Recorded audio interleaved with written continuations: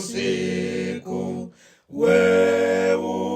weutele kule nyika iri kure yakacheka nyeredzi yotenzi chioneso cha Mwari wediko iyo tenzi wabarwa iyo yabarwa Mesia. Baba wake wakashama, mai wake wakafara, mwana wao onesiwe wanu wakakutwa zvikuru ndi Mwari pasi pese chifarani. Mwari wazotishanyira mune danga radzo ng'ombe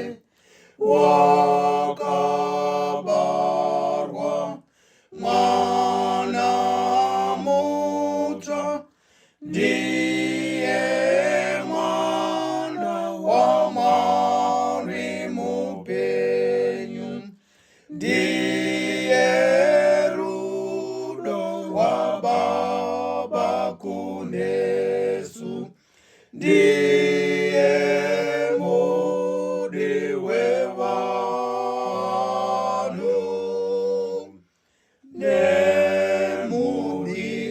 nemudikani wewese. Baba wake wakashama, mai wake wakafara, mwana wao onesiwe wanu wakakutwa zvikuru ndi Mwari pasi pese chifarai. Mwari wazotishanyira mune danga radzo ng'ombe wakabarwa mwana mutsva, ndiye mwana wa Mwari mupenyu, ndiye rudo rwa Baba kunesu, ndiye